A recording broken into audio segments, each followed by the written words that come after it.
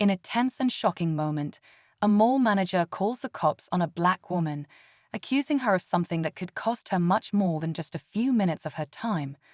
But what happens next will leave you questioning everything you thought you knew about the situation.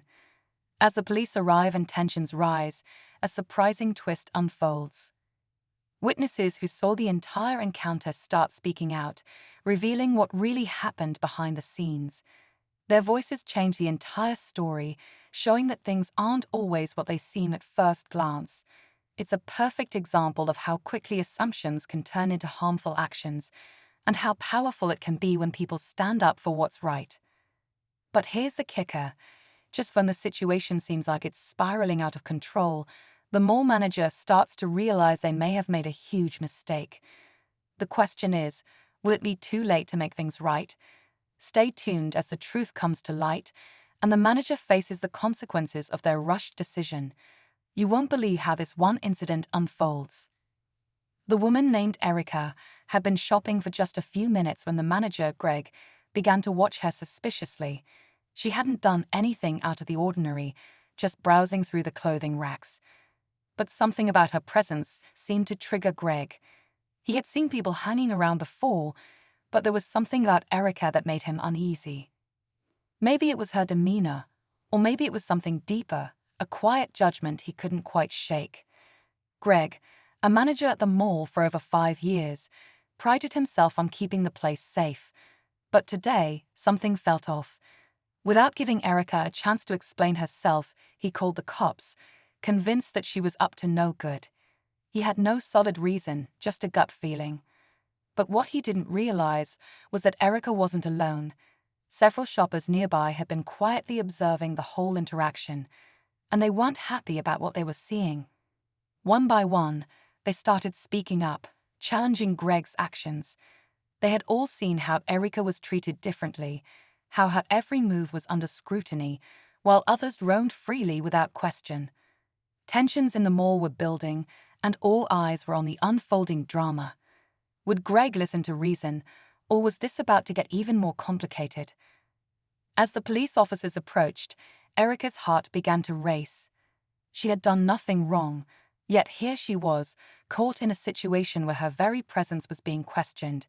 She tried to stay calm, hoping to explain the misunderstanding before it escalated any further. But Greg, standing a few feet away with his arms crossed, looked resolute. He didn't seem interested in hearing her side of the story. His mind was made up, and the sound of approaching sirens only heightened the tension in the air. Among the growing crowd of onlookers, a few voices began to rise in protest. One woman, standing near the food court, had seen everything unfold from the beginning. She wasn't doing anything wrong, she shouted, her voice cutting through the noise of the mall. You're just targeting her because of the way she looks. Others, too, began to speak up, sharing their own experiences of being unfairly judged in the same way. It was clear that this wasn't just about Erica. It was about a larger, more systemic issue that many had faced but few had dared to confront. The mall manager, Greg, began to shift uncomfortably under the mounting scrutiny. He hadn't expected this kind of pushback. His confidence was starting to falter, but it wasn't just about him anymore. Erica was feeling cornered, like she was being forced into a narrative she didn't fit into. But what could she do? The police were getting closer, and as the crowd grew, so did the anxiety in her chest. Would this misunderstanding be cleared up, or was it too late to undo the damage? The sound of approaching sirens grew louder, and Erica's nerves were on edge.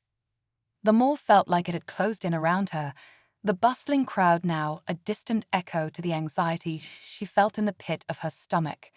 She tried to remain composed, but every passing second felt like an eternity. Would the officers arrive and take her away? Would they believe the manager's side, or would the witnesses speaking out make a difference? Greg stood just a few feet away, his arms still crossed, his eyes scanning the crowd. He didn't seem as confident as he had moments ago. His face, once set in a firm expression of authority, now showed signs of doubt. Yet, there was no going back. He had already made the call, and the wheels were in motion. But he couldn't shake the feeling that something was slipping through his fingers. His eyes flickered toward the witnesses who were still loudly defending Erica, their words growing sharper and more accusatory. "I saw it. She wasn't doing anything wrong," a man said, his voice rising with frustration. "This is about more than just what happened today. This is about how people are treated and how you assume things just because she's black." Erica's mind raced as the police officers entered the mall, looking around, trying to assess the situation.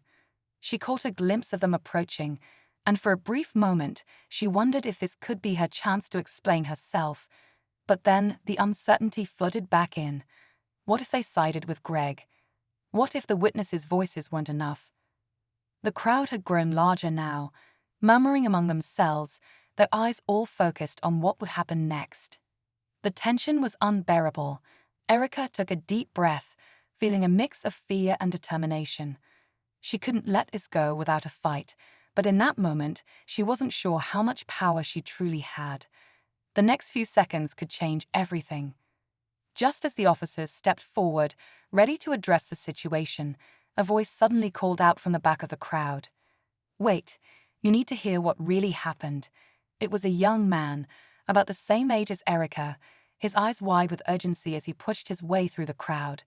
He had been standing in the corner near the exit, unnoticed until now, but the moment he spoke, everyone went quiet. All eyes turned toward him, including Erica's. "I was here," the man continued, his voice shaky but insistent. "I saw everything. I saw him follow her around, and I nearly called the cops on her just because she was different." He paused, his words hanging heavy in the air.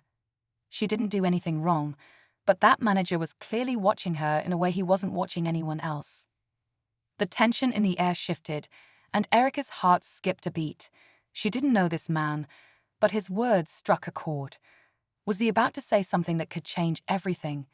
Greg's face turned pale, and for the first time, Erica saw him hesitate. He had been so sure of his actions before, but now the second twist to this story had thrown him off balance. "I have proof," the young man said, pulling out his phone. The screen lit up with a video, one that showed Greg's suspicious behavior toward Erica. The video didn't just capture the moment Greg called the cops, it showed his interactions with Erica from the beginning, the way he kept watching her, the subtle gestures that hinted at a deeper bias. The crowd fell silent as they watched, some of them shaking their heads in disbelief. The officers looked at the video, then exchanged glances. Erica could feel her pulse pounding in her ears, her whole body on edge. This was it. This was the moment everything could either come crashing down or finally be set right. Greg's earlier confidence was completely gone, replaced by a flicker of panic in his eyes. He had no idea this was coming. The crowd murmured, and Erica's throat tightened. Could this be the turning point? Would this video be enough to clear her name? Or had the damage already been done in the eyes of the mall staff and the police? Everything seemed to hang in the balance. The officers gathered around the phone, watching the video in silence. The video didn't just expose Greg's bias. It captured his uncomfortable shift in posture, his eyes glancing nervously as Erica had walked past him, as if he were already anticipating trouble. The more they watched, the clearer it became. This wasn't about Erica's actions. It was about how she had been unfairly singled out. One of the officers, a woman in her late 30s, stepped forward. "Sir," she said, addressing Greg with a calm but firm voice, "this video paints a very different picture than the one you described." She looked at Erica, then back at the crowd, who were now whispering among themselves, their judgment clear. "You don't need to be treated this way." Greg's face flushed, his eyes darting around, as if searching for an escape. The tension was thick.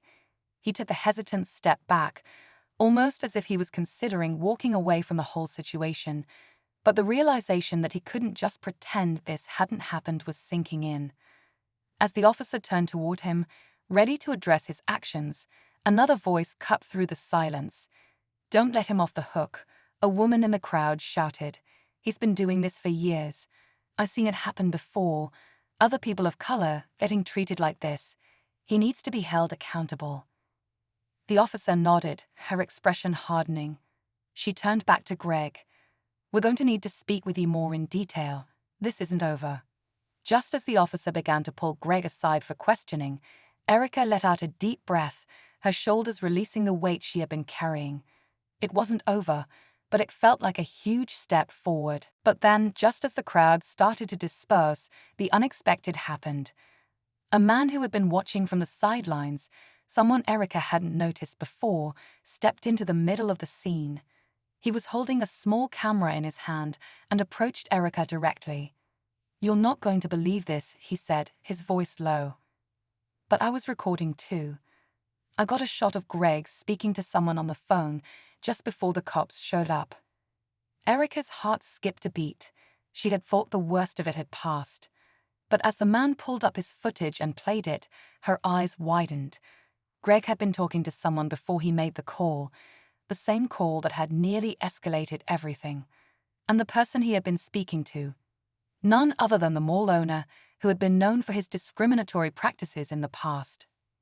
The new revelation hit Erica like a punch to the gut. This wasn't just an isolated incident. It was part of a much bigger pattern, one that now had the potential to take down more than just Greg. Erica realized, with a mix of disbelief and determination, that this wasn't the end of her fight. It was just the beginning. As the police officers began to take statements, Erica's eyes met the cameraman's. The unexpected twist had revealed more than she could have ever imagined, and now the true battle was only just starting. As the footage played, the full extent of Greg's actions began to unravel. The conversation with the mall owner painted a disturbing picture of a larger scheme. It wasn't just one manager making biased decisions. It was a systemic issue, woven into the very fabric of the mall's leadership. Erica's blood ran cold as she realized how deeply rooted the problem was, but it also gave her a sense of purpose. This wasn't just about her. It was about everyone who had ever been treated unfairly. In the days that followed, the video spread quickly, and news outlets picked up the story. The mall was forced to respond. Greg was placed on leave, and investigations were launched into the mall's practices. The owner was pressured into making a public statement, promising reform and accountability. Erica, though, felt a bittersweet relief. The damage had been done, but the truth was finally out.